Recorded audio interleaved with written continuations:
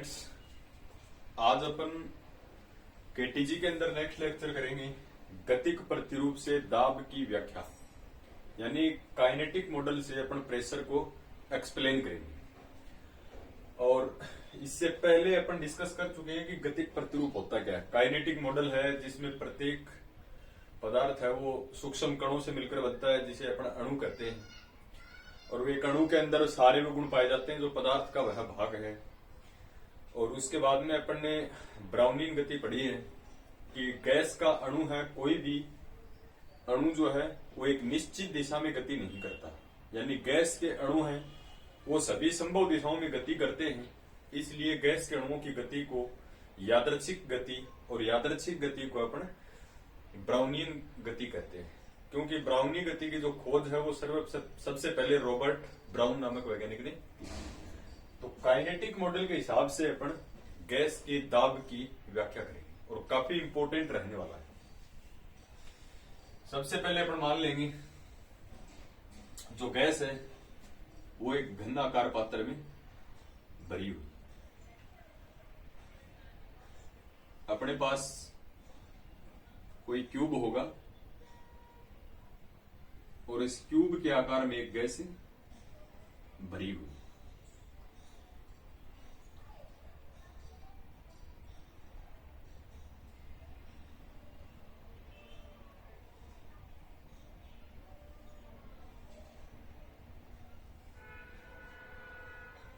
ये अपने पास कोई क्यूब है,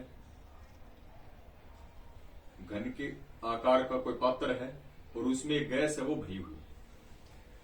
और ये इसकी जो है वो एक्स डायरेक्शन है, ये है इसकी वाई डायरेक्शन, ये है मूल बिंदु और ये है जेड डायरेक्शन। और घन की प्रत्येक भुजा की लंबाई बराबर होती है और इस घन की भुजा की लंबाई अपन ने क्या मान ली, ए मान ली। तो सबसे पहले अपन लिखें कि माना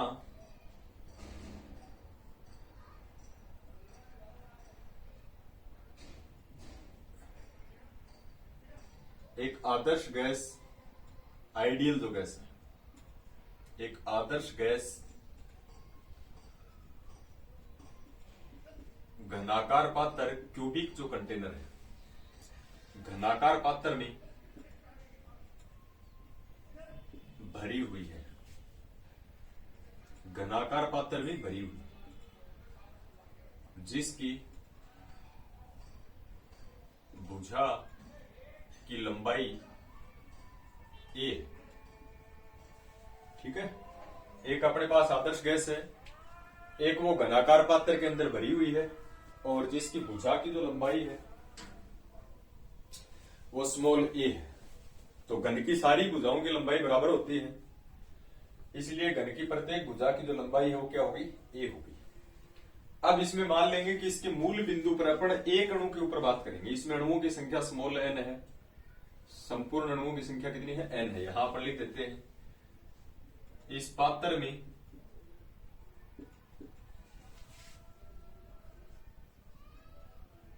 कुल अणु एन है, total number of molecule n है। यहां मूल बिंदु के ऊपर एक एम द्रव्यमान का कोई अणु है। गैस के सभी अणुओं का द्रव्यमान यानी मास बराबर होता है अकॉर्डिंग टू काइनेटिक मॉडल। अब देखो काफी इंपॉर्टेंट है और काफी जो स्ट्रॉन्ग जो फिजिक्स है वो उसका रोल रहने वाला है।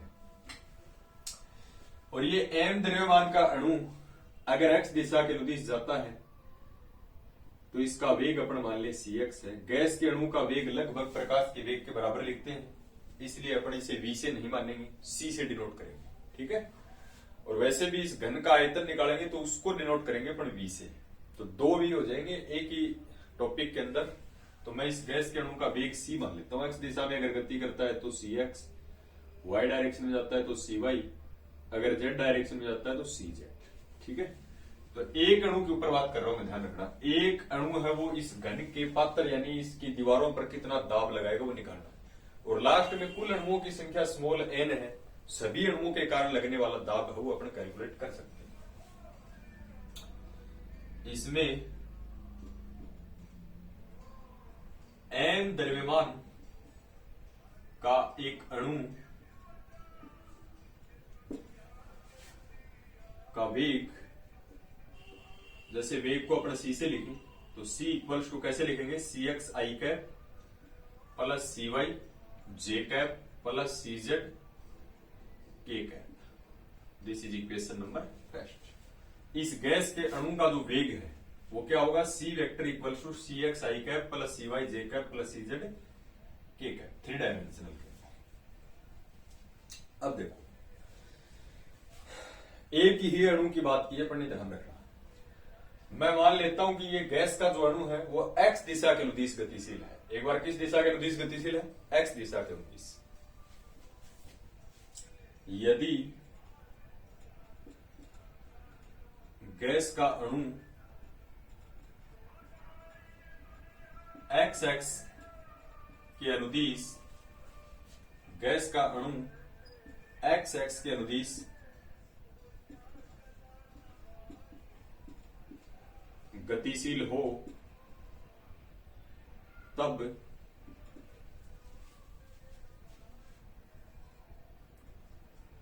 x दिशा में संवेग, यानी इस पार्टिकल का x दिशा में संवेग कितना होगा।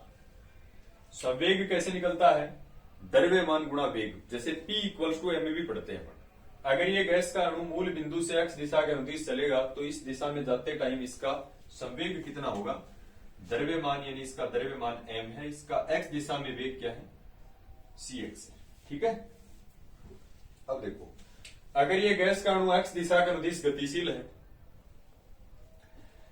तो a दूरी जैसे ही तय करेगा, इसकी प्रत्येक भुजा की लंबाई है वो a है, तो जैसे मूल बिंदु से चला यहां से लेके और यहां तक गति करेगा तो a दूरी तय करने के बाद में एक इसको दीवार मिलेगी घन के, यानी इस पात्र की जो दीवार है उससे टकराएगा मॉलिक्यूल।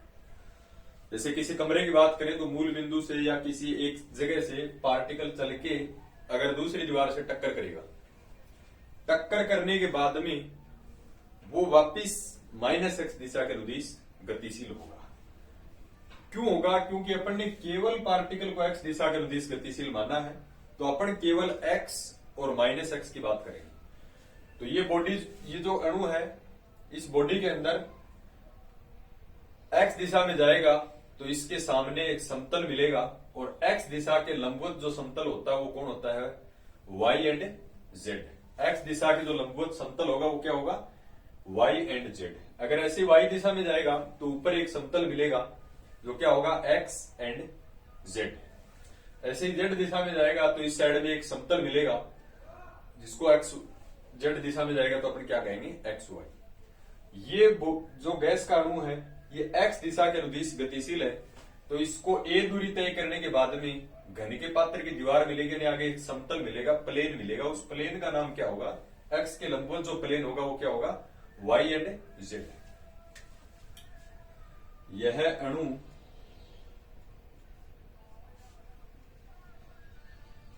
कुछ समय पश्चात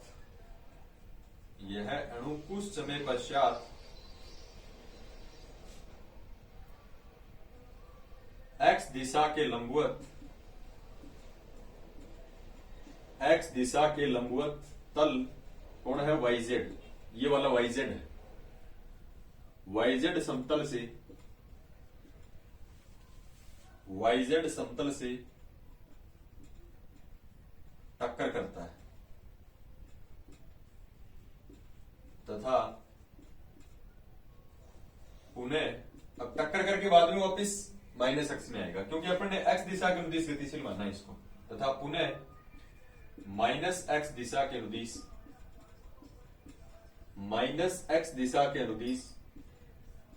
गति करता है। तो -x दिशा के अनुदिश संवेग क्या होगा, x दिशा के अनुदिश संवेग द्रव्यमान गुणा वेग। अब की बार ये वापिस आ रहा है क्योंकि आगे इसको समतल मिला, उससे टक्कर करके वापिस आएगा तो इसका संवेग क्या होगा, द्रव्यमान, और वापिस आते टाइम समय इसका वेग क्या होगा। जैसे इस साइड में जाते हुए cx है तो दिस इज -cx, तो संवेग हो गया -mcx। हालांकि मोमेंटम नेगेटिव नहीं होता, बट ये किसकी वजह से आया है, डायरेक्शन की वजह से आया है। ठीक है,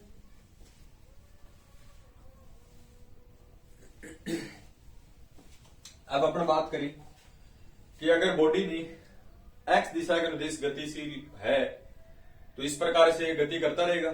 जैसे एक्स दिशा में जाएगा, आगे समतल मिलेगा, टक्कर करेगा, वापस जाएगा, इस साइड में समतल मिलेगा, तो ये एक ए रेंज के अंदर जितनी जो घन का पात्र की दूरी जो है उस दूरी में गति करता रहेगा। ठीक है, अपने एक ही चक्कर की बात कर रहे हैं। जैसे एक्स दिशा में गया, टक्कर का के वापिस आ गया। अब देखो तो संवेग में परिवर्तन कितना हुआ, अतः अणु के संवेग में परिवर्तन, rate of change in momentum कितना हुआ। जैसे संवेग में परिवर्तन को लिखते हैं डेल पी से, एक्स दिशा के अनुदिश जाएगा तो कितना, दिस इज एमसी एक्स। संवेग में परिवर्तन निकालना है तो माइनस, अब माइनस दिशा में आता है तो उसका संवेग माइनस एमसी एक्स, तो this is minus MC x. तो टोटल कितना हो जाएगा ये, एमसी एक्स और minus minus plus MC x, this is 2mcx। This is equation number 2। तो इस अणु का जो संवेग में परिवर्तन हुआ वो कितना हुआ, 2mcx। देखो mcx है एक्स दिशा के अनुदिश जाता हुआ, माइनस mcx है माइनस एक्स दिशा के अनुदिश आता हुआ, उसमें परिवर्तन यानी इसमें चेंज। ठीक है, अब देखो संवेग में परिवर्तन क्यों निकाल रहे हैं, अपने को दाब निकालना है, तो दाब अपन निकालते हैं बल बटा क्षेत्रफल से। तो सबसे पहले अपन ये देखेंगे कि गैस का अणु पात्र की दीवार पर बल कितना लगाएगा, क्योंकि संवेग में परिवर्तन की जो दर है वो बल कहलाती है, बल के बराबर होती है न्यूटन के नियम के अनुसार। वहां से बल आ जाएगा, बल के बाद में अपन दाब निकालेंगे। अतः एक ही अणु की बात कर रहे हैं, पर अणु द्वारा पात्र की दीवारों पर लगाया गया बल, force act on the walls of container. ये बल अपन कितना मान लें, F। और ये पात्र की दीवारों पर लगने वाला जो बल है वो संवेग में परिवर्तन की दर के बराबर होता है। ठीक है, न्यूटन के नियम के अनुसार संवेग में परिवर्तन की दर के बराबर होता है। तो यहां से डेल पी की वैल्यू है अपने पास, हियर टी कितना होगा, समय। एक चक्कर पूरा करने में समय कितना लेगा ये, तो यहां से चला, ए दूरी तय की इसने और इससे टक्कर करके वापस ही आ गया। तो अपन एक चक्कर की बात कर रहे हैं, तो एक चक्कर पूरा करने में लगा समय है, समय बराबर होता है दूरी बटा 4। तो इस साइड में यहां से यहां गया तो ए दूरी तय की, एक चक्कर कब होगा, तो इससे टक्कर करके वापस यही आ गई। तो टोटल दूरी कितनी हो गई, ए जाते टाइम और ए आते टाइम। तो समय बराबर दूरी यानी 2a बटा 4। एक्स दिशा में चल रहा है तो एक्स दिशा में इसकी चाल कितनी होगी, cx। और डेल पी की वैल्यू अपन ने निकाल रखी इक्वेशन नंबर 2 में, 2mcx, और समय की अपन ने निकाल ली। अतः force will be F equals to, del p की वैल्यू कितनी है, 2mcx अपॉन, और t की वैल्यू है अपने पास 2a अपॉन cx। अब 2 से 2 कैंसिल, ये cx अप यानी ऊपर जाएगा, तो ये वैल्यू क्या हो जाएगी, m cx। अब cx और ये cx और ऊपर जाएगा तो cx स्क्वायर और वेक्टर हट जाएगा upon e। This is equation number 3। ये आ गया बल, और बल के बाद में अपने को निकालना दाब। और दाब कैसे निकलता है, बल बटा क्षेत्रफल, प्रेशर अपॉन एरिया। अतः पात्र की दीवार पर आरोपित दाब, अप्लाइड फोर्स, आरोपित दाब। दाब क्या होता है, P इक्वल्स टू बल बटा क्षेत्रफल, F upon E। Then this implies P equals to P क्या है, दाब है, प्रेशर। F क्या है, बल। बल कितना है, m cx square upon a, और अपॉन में a यानी क्षेत्रफल। तो इसका क्षेत्रफल क्या होगा, साइड a है, तो क्षेत्रफल होगा लंबाई गुणा चौड़ाई। तो लंबाई भी a घन की और चौड़ाई भी a इंटू ए, यानी a स्क्वेयर। एक नीचे और a है, तो ये क्या हो जाएगा, then this implies P equals to m cx square upon a square into A, यानी a क्यूब। ठीक है, यहां हेयर a क्यूब क्या है, वॉल्यूम ऑफ द क्यूब, घन का आयतन। घन का आयतन कैसे निकालते हो, लंबाई गुणा चौड़ाई गुणा ऊंचाई, यानी a इंटू ए इंटू ए, तो a क्यूब। तो इसको आयतन लिख सकता हूं मैं v, यानी वॉल्यूम को किससे लिखते हैं, v से, वॉल्यूम। तो अतः दाब P बराबर m cx स्क्वेयर अपॉन आयतन है इसका v। ये जो दाब है ये x दिशा के अनुदिश है, और गैस का अणु तो सभी दिशाओं में गति करता है, 3 डायमेंशनल गति करेगा इसमें। ये केवल x दिशा के अनुदिश है, इसलिए नीचे लगा देता हूं मैं px। अब y दिशा के अनुदिश क्या होगा, देखिए अगर ये गैस का अणु y दिशा के अनुदिश गति करे तो इस पर दाब कितना होगा। सिमिलरली इसी प्रकार इन y एंड z डायरेक्शन, इसी प्रकार y और z दिशा के अनुदिश दाब कितना हो जाएगा, p y equals to, mass same रहेगा, नो चेंज, सी एक्स की जगह क्या आ जाएगा, c Y square upon v, आयतन चेंज नहीं होगा, एंड पी जेड क्या होगा, m c Z square, this is c z upon v. क्योंकि एक्स दिशा में जाएगा तो गैस के अणु का वेग सी एक्स, वाई दिशा में सी वाई, जेड दिशा में सी जेड, तो स्क्वायर होता जाएगा। ठीक है, अतः कुल ताप P इक्वल्स टू क्या आएगा, p x plus p y plus p z. एक बार इसको P से नहीं शो कर रहा मैं, तो कुल दाब कितना हो गया, p x plus p y plus p z. अब देखो पास्कल का नियम लगाए, दाब के लिए पास्कल का, जैसे दाब का मात्रक होता है ना पास्कल, तो पास्कल सर ने छोटी क्लासेस में अपने वो एक नियम बताया है कि अगर किसी पात्र में गैस भरी हुई है तो गैस का जो अणु है पात्र की दीवारों पर समान दाब लगाता है, यानी एक्स दिशा में भी उतना ही दाब लगाएगा, वाई दिशा में भी उतना ही दाब लगाएगा, और जेड दिशा के अंदर भी उतना ही दाब लगाएगा। तो अपन यहां से क्या लिखते हैं, पास्कल के अनुसार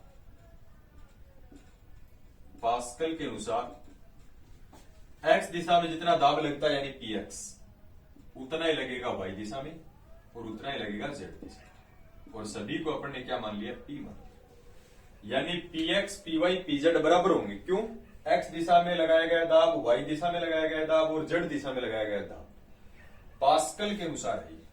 पास्कल का नियम अपन 11th क्लास में पढ़ते हैं कि किसी भी पात्र के ऊपर गैस के अणु द्वारा लगाया गया जो दाब है वो सभी दिशाओं में क्या होता है, बराबर होता है, और इसको मान लिया पी। इसका मतलब पी एक्स भी पी है, पी वाई भी पी है और पी जेड भी पी है। ठीक है, अतः दाब जो होगा, अतः दाब क्या हो जाएगा, इसको क्या लिखते हैं, p x plus p y plus p z, और इसको डिवाइड करना पड़ेगा 3 से, क्योंकि सारे बराबर है, p x p y p z सभी पी है, तो जो दाब होगा इसको पी से लिखूं मैं, ये क्या हो जाएगा, 3p हो जाएगा कुल दाब। तो 3 है वो इस साइड में चला जाएगा, यानी तीनों को जोड़ के 3 से डिवाइड कर दिया। और अपन क्या करेंगे, जैसे ये भी पी है, ये भी पी है, ये भी पी है, तो p प्लस पी कितना हो गया, 3p। तो इसके इक्वल अपन क्या लिखेंगे, 3p। तो p की वैल्यू क्या आएगी, ये 3 है, ये डिवाइड में आ जाएगा, वही अपन ने लिखा है। ठीक है, px की वैल्यू कितनी है, m c x square plus m upon में भी है, और ये 1/3 में इधर लिख देता हूं पहले, अपॉन में v m c Y square upon v plus m c Z square upon v. क्या किया अपन ने, p x p y p z की वैल्यू रखी। अब जो कॉमन आ रहा है उसको अपन कॉमन ले। इंपॉर्टेंट है फैक्ट देखो, और एग्जाम पॉइंट ऑफ व्यू से भी काफी इंपॉर्टेंट है। तो इसमें से जो कॉमन आ रहा है इसको अपन कॉमन ले लेंगे। Then this implies p equals to 1/3 m सभी में है और अपॉन में वी सभी में है। तो एम और अपॉन में वी, अंदर बचेगा C x square plus C Y square plus C Z square. ठीक है, और इक्वेशन फर्स्ट से बाय इक्वेशन फर्स्ट अपने पास क्या थी, C equals to C X I cap plus C Y J cap plus C Z K cap. ठीक है, तो यहां से सी स्क्वेयर की वैल्यू क्या आएगी, सी x square plus C Y square plus C Z square. ठीक है, तो अपन सी x square plus C Y square plus C Z square को क्या लिख सकते हैं, इसको क्या लिखते हैं, सी स्क्वेयर लिख सकते हैं। तो P equals to 1/3 m upon v, और इसको लिखते हैं सी स्क्वेयर। ये तो बात है गैस के एक अणु की। अब गैस के अणु तो पात्र में n है, तो सारे के सारे पात्र की दीवार के ऊपर दाब लगाएंगे। तो अतः संपूर्ण, ये तो अपन ने एक अणु का डिस्कस किया था, संपूर्ण अणुओं द्वारा आरोपित दाब, applied pressure due to total molecules. तो कितना हो जाएगा, P इक्वल्स टू 1/3, एक अणु के लिए है, अणुओं की संख्या अपने पास कितनी है, n है, तो इसको n से गुणा कर दें, 1/3 m n अपॉन v, और इनटू में वेग फिर c नहीं रहेगा, उनका सभी का माध्य वेग काम आएगा, और माध्य के लिए अपन लगाएंगे c बार, और उसका कर देंगे स्क्वायर।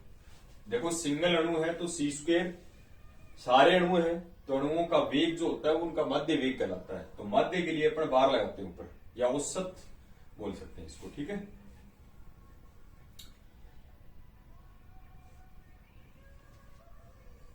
जहां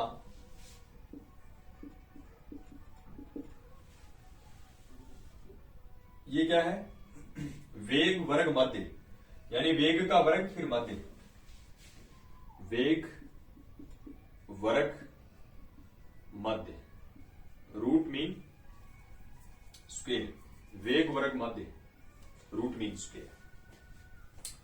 तो ये क्या है, ये है प्रेशर।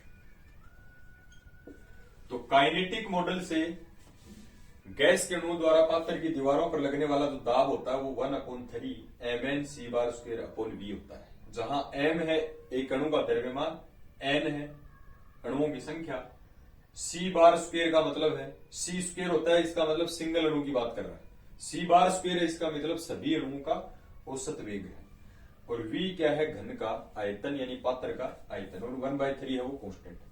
तो ये फॉर्मूला है, ये काफी इंपॉर्टेंट है कंपटीशन एग्जाम के लिए भी।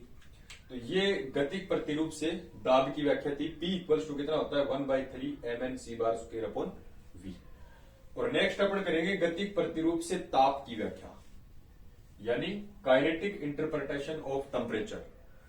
और दोनों में से एक क्वेश्चन है वो एग्जाम में आता है, लेकिन ताप की अपन व्याख्या करेंगे, टेम्परेचर का एक्सप्लेनेशन करेंगे, तो उसमें इस फॉर्मूले की अपने को जरूरत पड़ेगी। और इस चैप्टर में लगभग केटीजी के लगभग टॉपिक्स में आप उस फॉर्मूले की जरूरत पड़ेगी, तो इसको अपने को डायरेक्टली ध्यान रखना।